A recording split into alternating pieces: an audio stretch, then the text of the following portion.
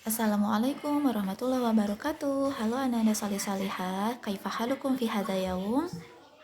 Alhamdulillah bikhair. Semoga Nanda di rumah dalam keadaan sehat. Jumpa lagi dalam mata pelajaran bahasa Indonesia. Nah, sebelumnya kita akan baca doa terlebih dahulu ya. Jadi silahkan Ananda untuk bersiap.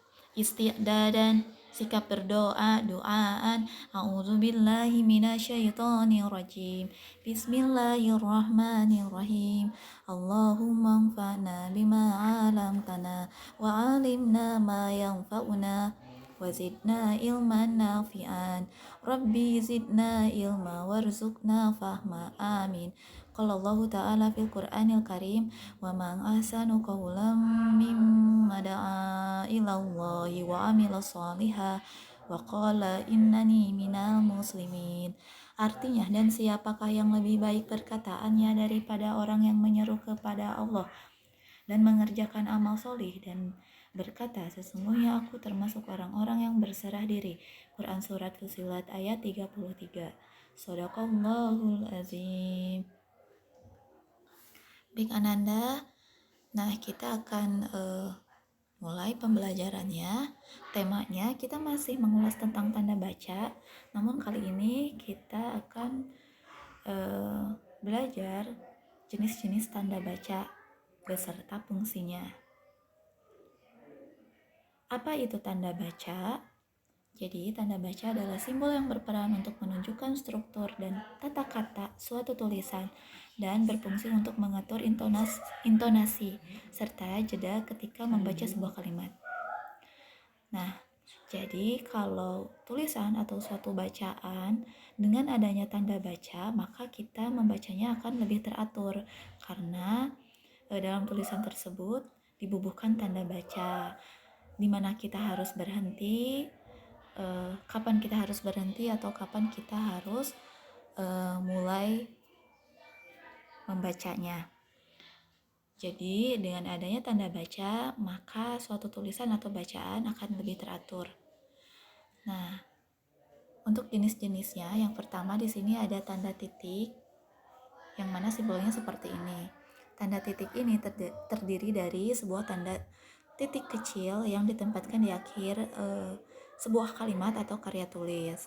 Fungsinya untuk sebagai penutup dari sebuah kalimat, atau bisa juga untuk mengakhiri kalimat, berita, atau pernyataan. Kalimat berita atau pernyataan contohnya kalimat berita, misalkan kakekku tinggal di Surabaya. Titik, berarti kalimat tersebut diakhiri dengan titik karena mengandung pernyataan. Contoh lain, Ana dan keluarga besok pagi akan berangkat ke Jakarta. Maka kalimat yang tadi diakhiri dengan tanda titik. Berikutnya ada tanda koma. Tanda koma ini berfungsi untuk memisahkan beberapa bagian dari suatu kalimat, sama seperti tanda titik. Koma juga biasa difungsikan untuk penulisan gelar, singkatan, dan juga angka-angka tertentu.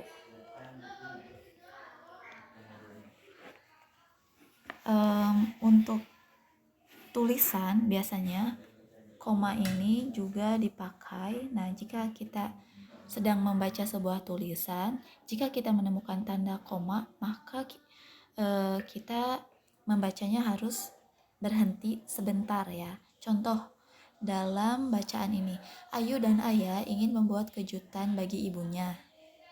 Sudah 1 tahun ini. Nah, di sini ada tanda koma, berarti kita harus berhenti dulu sebentar. Kemudian lanjut lagi. Sudah 1 tahun ini, setiap hari mereka menabung uang jajan mereka. Uang tabungan itu akan dibelikan hewan kurban untuk ibunya. Nah, jadi itu fungsi untuk tanda koma ya dalam suatu bacaan. Masih ada fungsi lainnya ya untuk tanda koma ini. Biasanya kalau dalam kalimat setara juga ini untuk memisahkan mana yang induk kalimat, mana yang menjadi anak kalimat. Maka kalimat setara tersebut ditandai dengan tanda koma.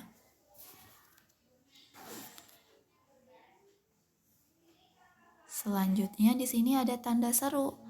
Nah, tanda seru berfungsi sebagai penutup dan penegas dalam kalimat perintah dan juga kalimat seruan yang menggambarkan ketidakpercayaan, kesungguhan, atau rasa emosi. Umumnya tanda seru ini dipakai untuk kalimat perintah ya. Kalimat perintah, kalimat yang berisi perintah atau larangan. Atau selain kalimat perintah, itu juga bisa dipakai kalimat atau kata seru seperti ini ya, seperti yang ada pada contoh berikut. Wow, indah sekali pantai ini. Maka kalimat tersebut memakai tanda seru. Stop, jangan ke sana lagi. Nah, ini kalimat perintah tapi yang berisi larangan. Saya tidak ingin melihatmu lagi. Pergi kau dari hadapanku. Itu juga sama harus memakai tanda seru. Selanjutnya ada tanda tanya. Tanda tanya ini berfungsi untuk mengakhiri kalimat tanya. Nah, Ananda kemarin sama Ustazah dimintai untuk membubuhkan tanda baca pada kalimat-kalimat tertentu ya, yang mana salah satunya ada tanda tanya atau kalimat tanya, maka diakhiri dengan tanda tanya. Ataupun Ananda saat itu pernah dimintai untuk membuat kalimat tanya, maka kalau kalimat tanya harus diakhiri dengan tanda tanya. Nah, selanjutnya ada tanda petik. Tanda petik simbolnya seperti ini. Jadi tanda petik itu ada tanda petik 2, ada juga tanda petik 1. Yang ini adalah tanda petik 2. Fungsinya untuk menandai pernyataan langsung dalam suatu kalimat langsung atau juga pada bagian percakapan dalam suatu naskah drama. Jadi tanda petik 2 ini dipakai dalam kalimat langsung. Contohnya seperti pada dialog atau percakapan yang mana banyak kalimat langsung di dalamnya ya. Atau selain menandai kalimat langsung, ada juga fungsinya untuk mengapit judul syair, judul buku, judul cerita, judul karangan ya, atau bab buku yang dipakai dalam kalimat ataupun karangan, maka itu harus dibubuhi dengan tanda petik 2. Nah, kalau ini di sini ada contoh kalimat langsung. Misalnya, Ibu berkata pada Andi, "Jangan lupa pulangnya membeli tepung di warung Bu RT." Nah, kalimat yang dibubuhi tanda petik 2 itu adalah berupa tanda langsung, kalimat langsung. Jadi kalimat langsung, kalimat yang diucapkan oleh pembicara kepada lawan bicaranya. Selanjutnya ada tanda titik 2, simbolnya seperti ini. Tanda titik 2 ini adalah tanda baca yang berfungsi sebagai penutup suatu kalimat yang kemudian akan diikuti oleh sejumlah perincian dari kalimat tersebut. Mungkin contohnya seperti ini ya. Peralatan yang harus dibawa untuk berkemah selain tenda seperti, nah karena ada perincian, selanjutnya ada perincian, maka harus dibubuhkan tanda titik 2. Jadi peralatan yang harus dibawa untuk berkemah selain tenda seperti kayu bakar, panci, gelas, dan lain-lain. Nah, selain itu juga tanda titik 2 ini pada kata atau ungkapan yang memerlukan tanda titik 2. Nah, seperti ini ya. Ketua titik 2 siapa? Wakil ketua siapa? Jadi dipakai tanda titik 2. Nah, jadi tanda-tanda baca yang kita pelajari tadi ada tanda titik, ada tanda koma, ketiga ada tanda seru, keempat ada tanda tanya, kemudian yang kelima ada tanda petik 2, dan yang keenam ada tanda titik 2.